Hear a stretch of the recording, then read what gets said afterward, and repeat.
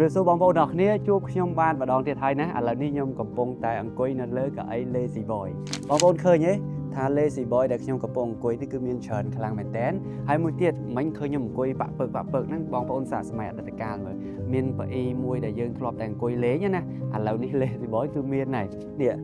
លក្ខណៈដូចប៉អ៊ីអញ្ចឹងយើងអាចបាក់ពើកបានហើយងាយស្រួលខ្លាំងមែនតើហើយបងប្អូនដឹងទេថា Lazy Boy គឺជា brand ដ៏ល្បីល្បាញរបស់សហរដ្ឋអាមេរិកដែលផលិតឡើងតាំងពីឆ្នាំ1927ព្រាបមកដល់ឥឡូវគឺអស់រយៈពេល98ឆ្នាំហើយណាអញ្ចឹងបងប្អូនដឹងហើយណាថា Lazy Boy គឺជាប្រភេទកៅអីដែលធ្វើចេញពីស្បែកគោយកចេញពីប្រទេសប្រេស៊ីលហើយមួយទៀតបើសិនជាបងប្អូនកាន់តែប្រើគឺកាន់តែរលើបរលោងល្អខ្លាំងហើយគុណភាពវិញគឺ the best ខ្លាំងហ្មងហើយជាក់ស្ដែងឃើញហើយមានច្រើនជម្រើសច្រើនពណ៌ជាតម្រូវការរបស់បងប្អូនហើយ Lazy Boy យើងអាចកាច់ជើងបានរហូតដល់3ដំណាក់កាលហើយមួយទៀតយើងអាចផ្អែកទៅក្រោយរហូតដល់0 gravity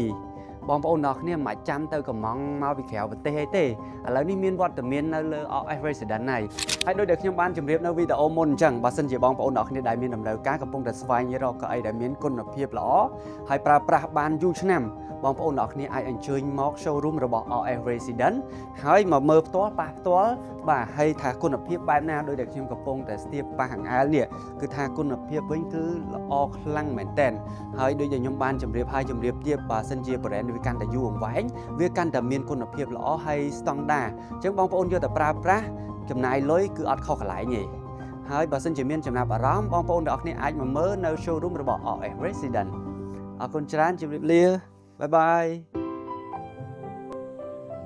RS Resident អ្នកផ្ដល់លំនៅស្រ័យដំណេកស្រួលគេងស្រួល